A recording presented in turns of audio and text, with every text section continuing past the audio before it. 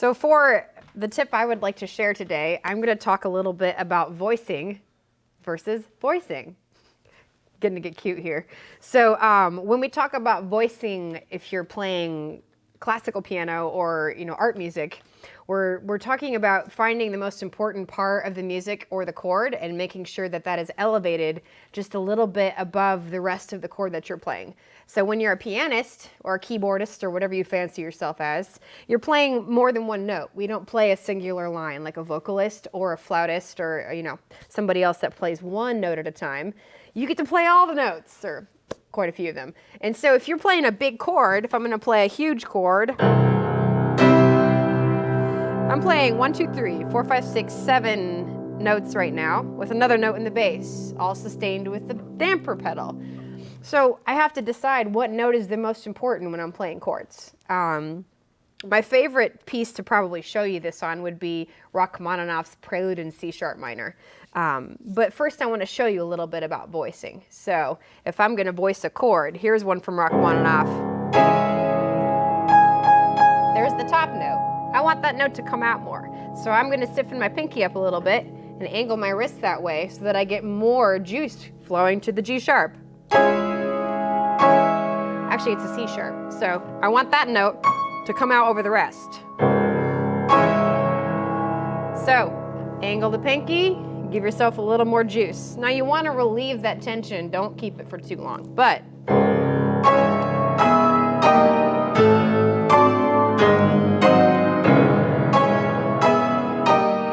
you could hear the notes in there. Ya, da, da. Whereas if I would have not voiced at all and just played the chords as is,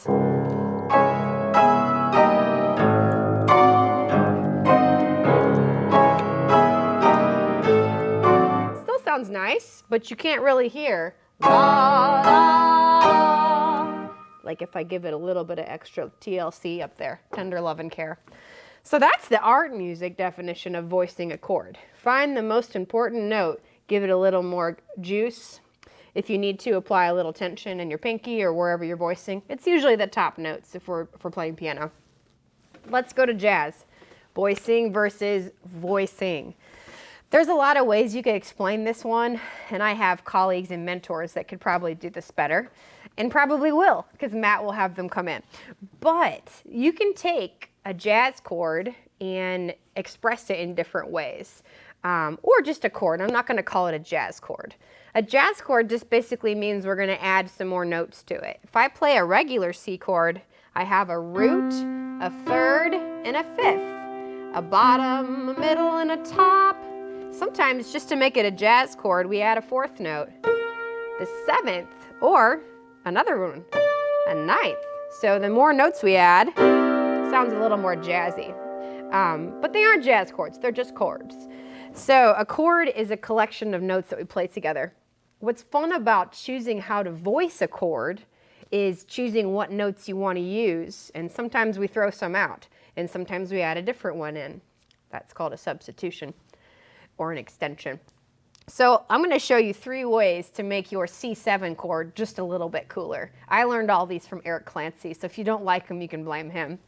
A C7 chord, if you played it like it's vanilla self, here's your vanilla ice cream version of a C7 chord. You have a root, a third, a fifth, and a seventh. 4 notes. Wonderful chord. Sometimes we call this a dominant chord, which means it's built on scale step 5. I know, some of you think that's probably not very interesting. But for you jazz nerds or you classical nerds out there, that's what this is. The first way we're going to voice this, you're going to do a root and a fifth in the bass. That's a C and a G.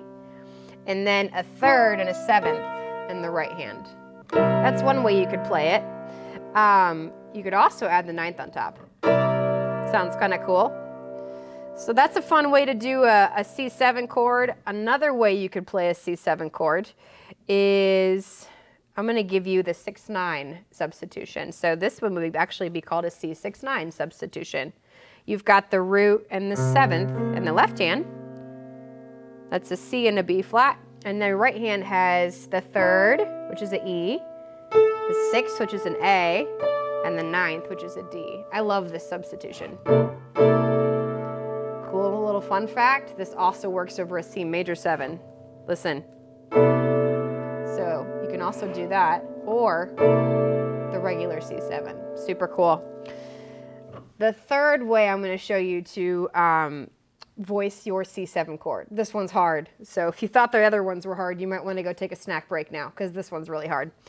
You're going to play the root and the 7th in your left hand. That's a C and a B flat. And then you're going to play the 3rd, which is an E, the sharp 5, which is a G sharp, 7th, which is a B flat, sharp 9, which is a D sharp.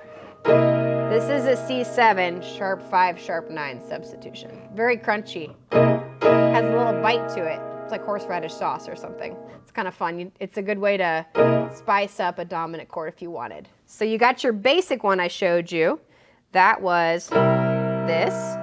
Or you have the 6/9 substitution. That one's cool. Or you have the horseradish, sharp 5, sharp 9 substitution. Those are just 3 ways you could voice a C7 chord if you wanted to. There's hundreds of other voicings you could also pick. I like those as my go-tos. I kind of like to think of it as simple, you know, moderately complex, and then, you know, complex and crunchy. Because sometimes you're playing a tune where you want to play a real simple voicing because you don't need the extra stuff.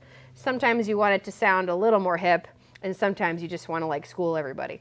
So you got to decide what genre you're in, what group of musicians you're playing with, and what the vibe is, and then you can pick substitutions. Like I said, there's other people that can give you some way cooler options. Those are just 3 go-tos that I enjoy when I'm playing music. I don't use them in very poppy music, but I use them in anything R&B based, a lot of jazz, and even some rock tunes as well. So you'd be surprised how much a substitution can sophisticate even a simple 4 to 6 chord song. I encourage you to look this up and try some other ones too. You might get bit by the bug and end up playing, you know, Miles Davis before you notice. Hope this is helpful.